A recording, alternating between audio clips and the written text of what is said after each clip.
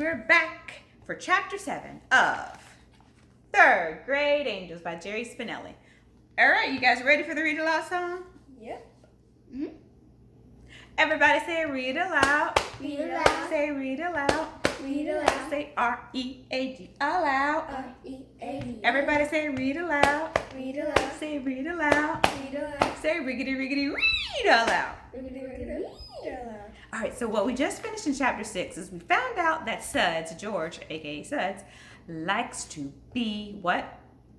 Oh, perfect. He's perfect, but he also wants to be First. Always wants to be first. So he said at the end of the chapter, he has to be first to get the halo. So let's see what happens in chapter 7, titled Don't Buy Me. 11. That's how many apples were lined up along the front of Mrs. Sims' desk, plus 2 pears, a banana, and a sandwich. And that's not counting Judy Billings' apple from yesterday, which Mrs. Sims took home last night. And one other thing, a gummy bear, a red one, from guess who? One of the apples was from me. We sat in the seats staring at them. Mrs. Sims stared. We were remembering how mad she was when school ended yesterday. We were all flinching and waiting like this. What is she gonna do? What is she gonna say? And then it came. It started with a little wrinkle at her mouth. Then it went to her eyes. What's happening? A little wrinkle at her mouth. It went to her eyes. Then her whole face. What's she about to do? Smile. There we go. Her cheeks bulged out like tennis balls. And this is what her desk looks like. Y'all see that? So her cheeks bulged out like tennis balls. Let me see your cheeks bulged out like tennis balls. Her neck got ropey. Her hand shot to her mouth. Oh my God. Oh my God, I thought she's gonna barf. Barf means what? Throw up.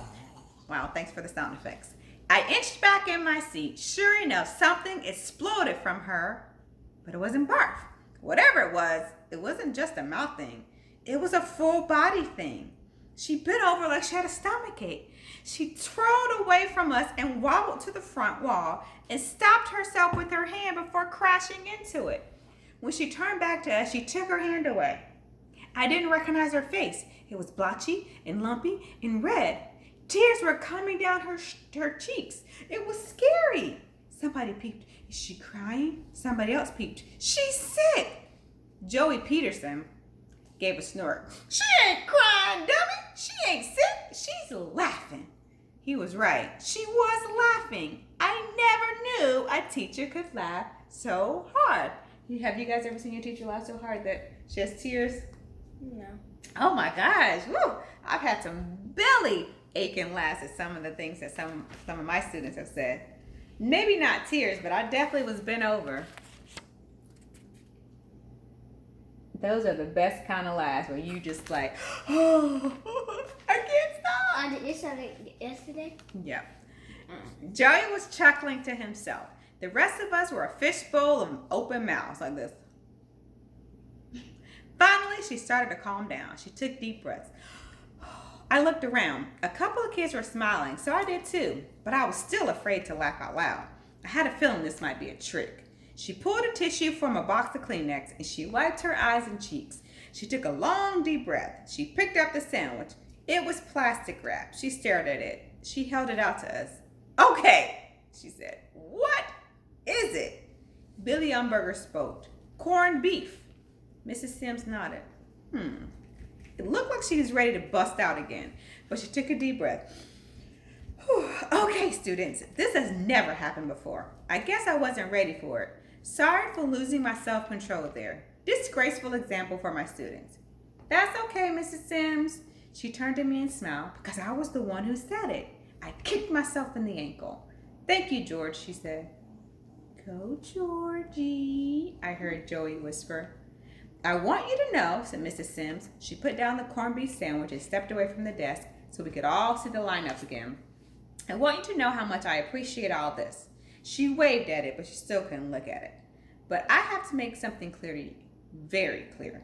Yes, you must earn your halo, But no, you may not buy your halo. I cannot be bribed. She looked us over. Can someone tell me what a bribe is? Does anybody know what a bribe is? What's a bribe? It's like let's say you ask someone if you can have something, and they say no. You say like, what if I give you this? Yes. So you're trying to offer something to get something, like, if you do my homework, I'll give you my pack of cookies. One hand went up. Ian O'Hara's. Yes, Ian? It means when you pay money to somebody to make them do something you want. Mrs. Smith's nodding. Yes, good, Ian. With one correction, a bribe doesn't have to be money.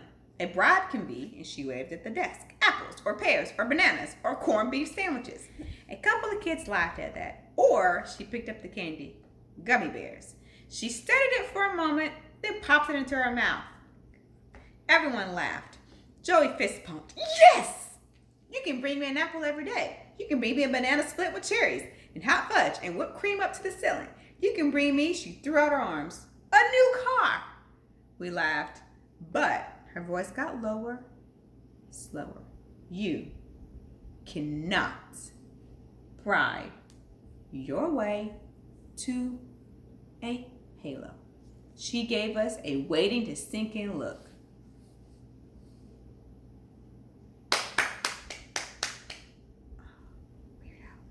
So, how do you get your halo? The class call back? Earn it! Lesson learned. Student angels? Yes? Okay, so stop putting your energy into bribes. Put your energy into good, into doing good. Impress me. Don't buy me. She rooted in her desk drawer and came out with a plastic bag. She dumped in the pears and the banana. She sniffed the sandwich. Corned beef, huh? Mr. Moto will like this. Mr. Moto's her dog. Into the bag went the sandwich. Mrs. Sims got another plastic bag and dropped in the apples. These, she said, will become my famous pink applesauce. And that's the end of chapter 7. Question, guys.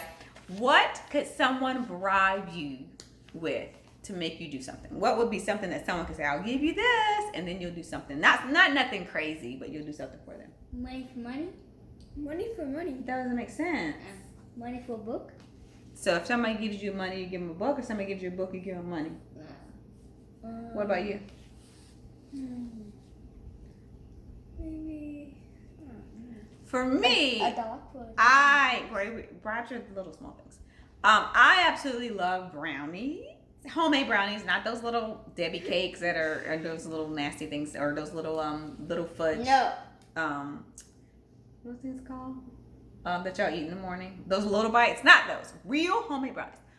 I might can be bribed with a brownie, and I definitely can be bribed with some mega peanut M&Ms. The world's famous chocolate bar.